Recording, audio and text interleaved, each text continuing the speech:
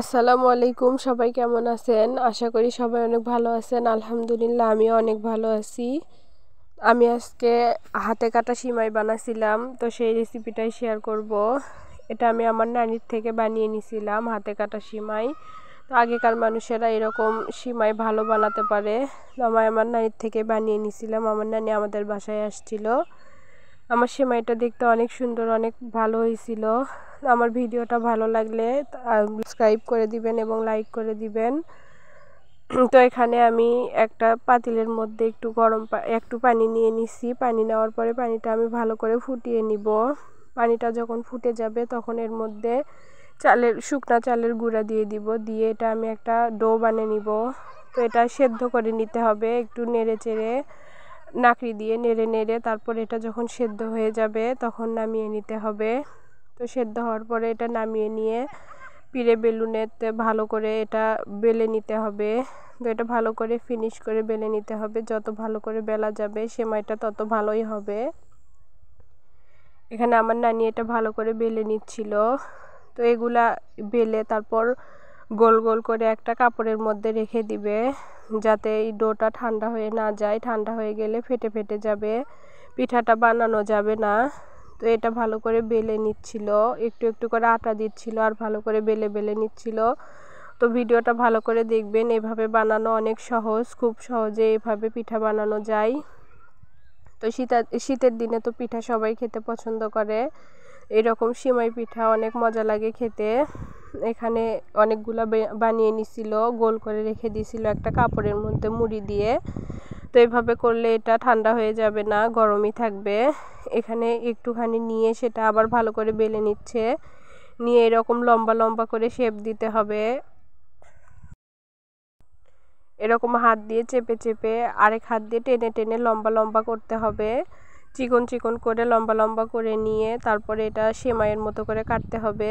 তো হাতে যে যতখানি ডো নিয়ে নিছিল সবগুলো এরকম লম্বা লম্বা করবে আস্তে আস্তে, একটার সাথে আরেকটা জোড়া লাগিয়ে লাগিয়ে তারপরে এরকম লম্বা করে ছেড়ে ছেড়ে দিবে। তো এইভাবে সবগুলাই বানিয়ে নিবে। একদম গোল গোল গোল এইরকম অনেকগুলা হয়েছে, লম্বা একদম চিকন চিকন হয়েছে।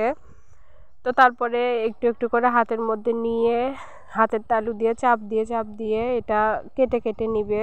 নিয়ে সামান্য একটু হাত দিয়ে ডলা দিয়ে নিবে পিড়াতে। তো এইভাবে করলেই সেমাইটা অনেক সুন্দরভাবে হবে। এখানে সিমাইগুলো অনেক সুন্দর হচ্ছিল, দেখতেও অনেক ভালো হয়েছিল, একদম লম্বা লম্বা আর অনেক সুন্দর।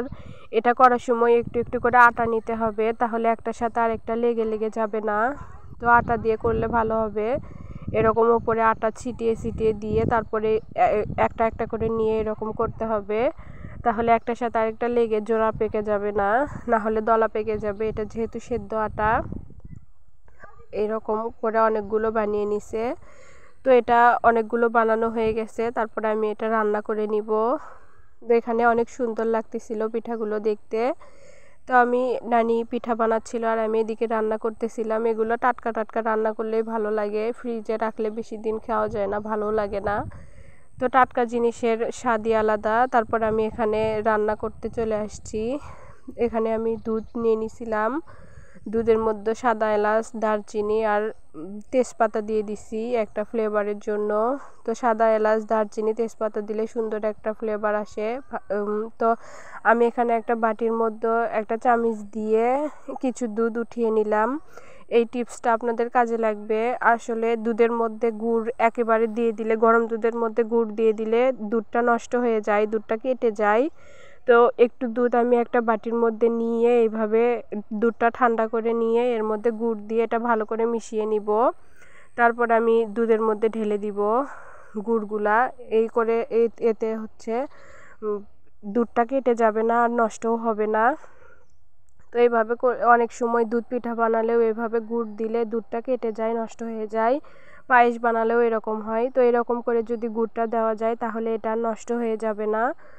এখানে আমি দুধটা যখন ভালোভাবে বলক চলে আসছে তখন একটু একটু করে সিমাই দিয়ে দিতে হবে আর নাকড়ি দিয়ে নাড়তে হবে, না হলে এক জায়গায় গিয়ে দলা পেকে যাবে।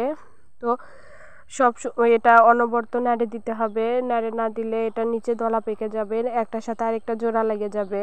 তো এটা ফোটা পর্যন্ত নাড়তে হবে। তারপর এটা যখন সিদ্ধ হয়ে আসবে তখন এটা নামিয়ে নিতে হবে। তো আমি এখানে ভালো করে ফুটিয়ে নিচ্ছিলাম। তো আমার রান্নাটা হয়ে গেছে, ফোটানোর পরে এরকম হয়েছে কালারটা। গুড় দেওয়ার জন্য এরকম কালার হয়েছে, গুড় দিলে অনেক সুন্দর হয় খেতে, আর অনেক কালারটাও অনেক সুন্দর আসে। এটা খেজুরের গুড় দিয়ে করলেও অনেক মজা লাগে, খেজুরের গুড়ের ঘ্রাণটাই তো আলাদা। তো এইভাবে করলে অনেক মজা লাগে খেতে। আমার পিঠাটা অনেক সুন্দর হয়েছিল, খেতেও অনেক মজা হয়েছিল। আপনারা বাড়িতে একবার চেষ্টা করে দেখবেন, এইভাবে পিঠা বানালে অনেক মজা হয় খেতে। তো আমার পিঠাটা কালারটা অনেক সুন্দর আসছিল। এই পর্যন্তই, ভালো থাকবেন সবাই, আল্লাহ হাফেজ।